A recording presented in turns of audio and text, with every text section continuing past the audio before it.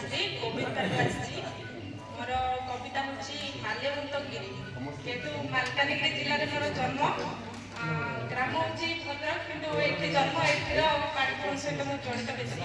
ତାକୁ ନେଇ ଗୋଟେ ମୋର କବିତା ମାଲ୍ୟବନ୍ତଗିରି। ଜନମ ମୋହର ଏହି ଅଞ୍ଚଳରେ, ଜନମ ମୋହର ଏହି ଅଞ୍ଚଳରେ, ହୃଦୟରେ ତୁମ ସ୍ପନ୍ଦନ ବାଜେ। ପରିଚୟ ମୋର ତୁମ ଜନ୍ମ ହୁଇ, ପରିଚୟ ମୋର ତୁମ ଜନ୍ମ ହୁଇ, ପ୍ରକୃତି ପ୍ରେମରେ ଆଜି ବି ହଜେ। ଦିନେ ସେ ଅବିଭକ୍ତ କୋରାପୁଟ ହୋଇଥିଲା, 1992 ମସିହାରେ ଅଲଗା ହୋଇଲା। ପରିବେଶ ତାର ଶସ୍ୟ ଶ୍ୟାମଳା, ପରିବେଶ ତାର ଶସ୍ୟ ଶ୍ୟାମଳା, ଯାହା ପାଇଁ ଲାଗେ ପର୍ଯ୍ୟଟକ ମେଳା, ଯାହା ପାଇଁ ଲାଗେ ପର୍ଯ୍ୟଟକ ମେଳା। ମୁଖ୍ୟ ପର୍ବତ ମାଲ୍ୟବନ୍ତ ଅଟେ, କେତେ ନାଚ ଗୀତ ସ୍ମୃତିରେ ସାଉଁଟେ, କେତେ ନାଚ ଗୀତ ସ୍ମୃତିରେ ସାଉଁଟେ। କହନ୍ତି ଅନେକେ ପଛୁଆ ଜିଲ୍ଲା, ଆଜି ତାର ରୂପ ବଦଳି ଗଲା। ଶିକ୍ଷା ସ୍ୱାସ୍ଥ୍ୟ କଳାରେ ଅଛି ସେ ଆଗରେ, ଶିକ୍ଷା ସ୍ୱାସ୍ଥ୍ୟ କଳାରେ ଅଛି ସେ ଆଗରେ। ପର୍ଯ୍ୟଟକ ସ୍ଥଳୀ ମାନ ଆକର୍ଷିତ କରେ।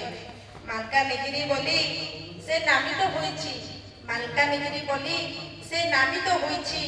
ପ୍ରତିବର୍ଷ ମାଲ୍ୟବନ୍ତ ପରବ ଆସୁଛି, ପ୍ରତିବର୍ଷ ମାଲ୍ୟବନ୍ତ ପରବ ଆସୁଛି।